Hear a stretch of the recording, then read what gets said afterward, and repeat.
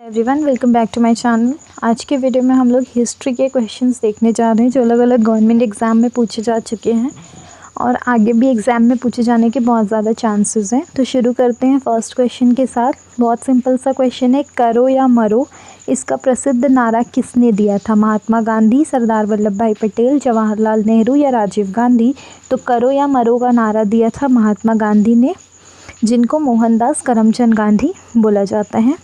Next question है, भारत में police का जनक किसे माना जाता है? भारत में पुलिस का जनक किसको माना जाता है? तो लॉर्ड कॉर्नवालिस जो है इसको माना जाता है भारत में पुलिस का जनक। नेक्स्ट क्वेश्चन है, बंगाल का प्रथम गवर्नर जनरल कौन था? बंगाल का प्रथम गवर्नर जनरल था Warren Hastings. Option number A जो है इसका करेक्ट आंसर हो जाएगा। नेक्स्ट क्वेश्चन है, भारत में प्रशासनिक सेवा सिविल सर्विसेज का जनक किसको माना जाता है? तो भारत में प्रशासनिक सेवा का जनक जो माना जाता है वो माना जाता है लॉर्ड कॉर्नवालिस को। Option number A. Next question है, भारत की आज़ादी के समय भारत का वायसराय कौन था? तो भारत की आज़ादी के समय जो भारत का वायसराय था वो था लॉर्ड माउंटबेटन। फिर लॉर्ड माउंटबेटन ने वो अपना वायसराय की उपाधि दी थी चक्रवर्ती राजगोपालाचारी को। तो वो जो थे वो भारत के स्वतंत्र भारत के प्रथम भारतीय और अंतिम भारतीय वायसराय थे चक्रवर्ती राजगोपालाचारी, जिनको सी राजगोपालाचारी भी बोला जाता है। नेक्स्ट क्वेश्चन देखेंगे, भारतीय राष्ट्रीय कांग्रेस की स्थापना किस वायसराय के कार्यकाल में हुई थी? तो भारतीय राष्ट्रीय कांग्रेस की स्थापना जो हुई थी वो हुई थी डफरिन, लॉर्ड डफरिन के कार्यकाल में। नेक्स्ट क्वेश्चन है, कलकत्ता, बम्बई और मद्रास विश्वविद्यालय की स्थापना 1857 को किस वायसराय के कार्यकाल में हुई थी? तो इससे हमको बहुत सारे क्वेश्चन मिल जाते हैं। अगर हमको अलग अलग भी किसी यूनिवर्सिटी की स्थापना का समय पूछेगा तो कब था? 1857। और कौन से वायसराय के कार्यकाल में हुई थी? तो ये हुई थी लॉर्ड कैनिंग के कार्यकाल में।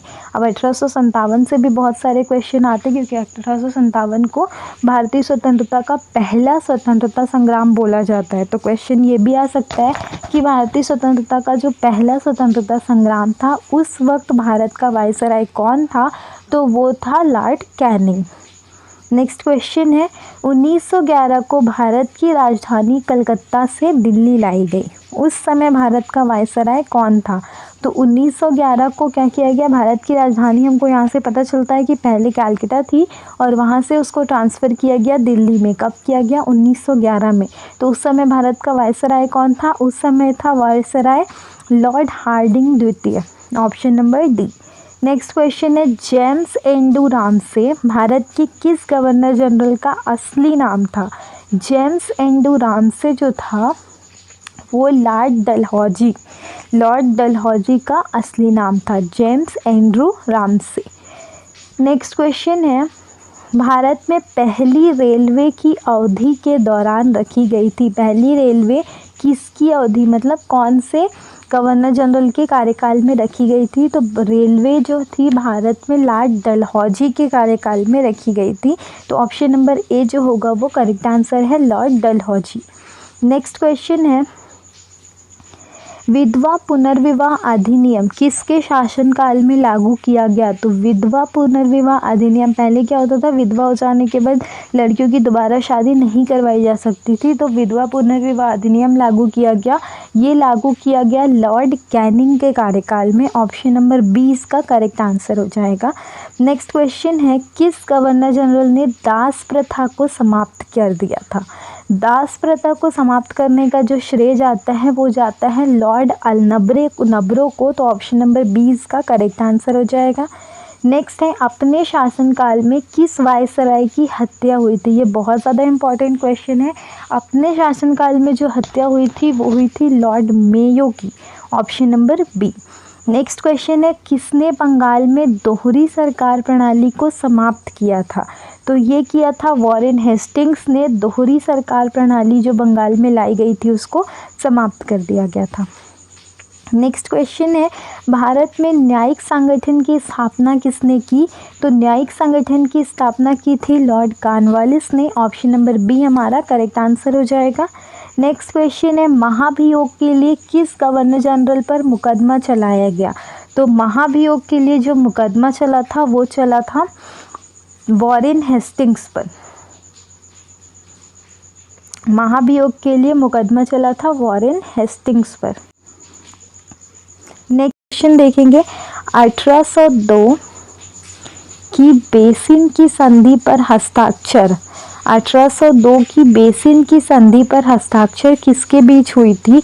तो 1802 की जो बेसिन की संधि पर थी उस पर हस्ताक्षर हुई थी अंग्रेज़ों और बाजीराव द्वितीय के बीच।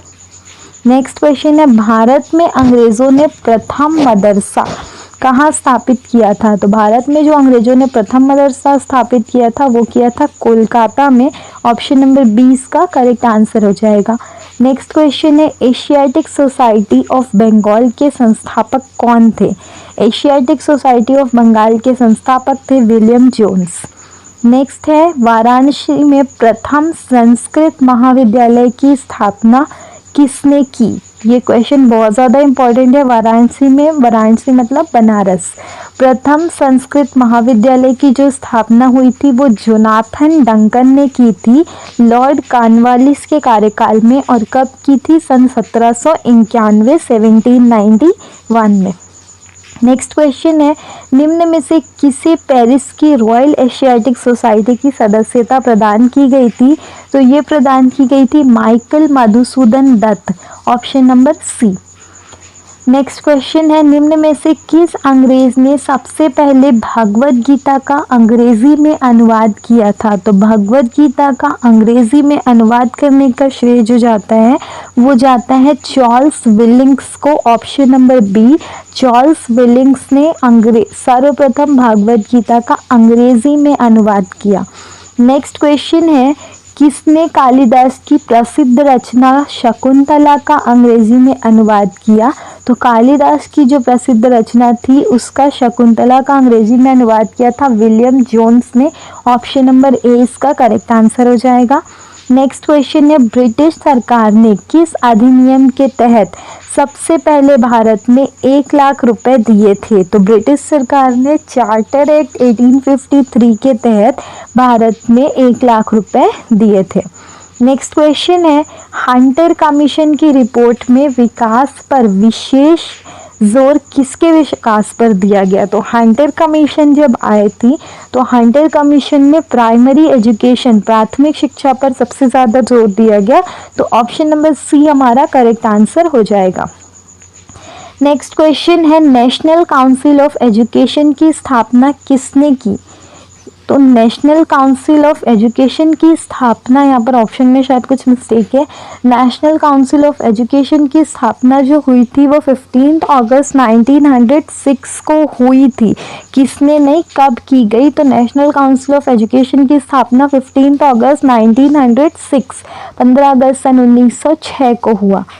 नेक्स्ट क्वेश्चन है, सैगलर आयोग, सैगलर आयोग किससे संबंधित था? तो सैगलर आयोग जो था वो शिक्षा से संबंधित था। नेक्स्ट क्वेश्चन है, भारत के औपनिवेशिक काम में अधोमुखी निस्पंदन सिद्धांत किससे संबंधित था?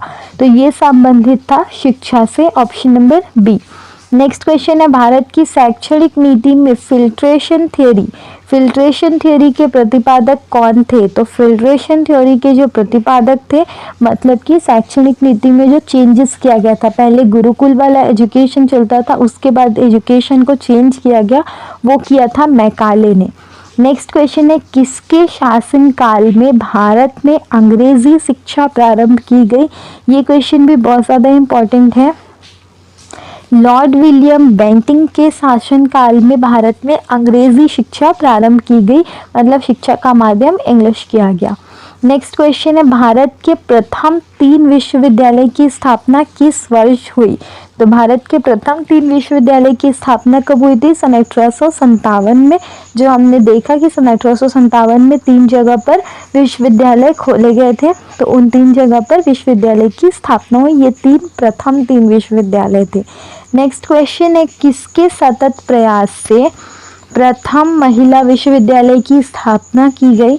तो ये क्वेश्चन है, प्रथम महिला विश्वविद्यालय था वो अलग था, ये है प्रथम महिला विश्वविद्यालय। तो डी के कर्वे, इनके प्रयास से भारत में प्रथम महिला विश्वविद्यालय की स्थापना हुई।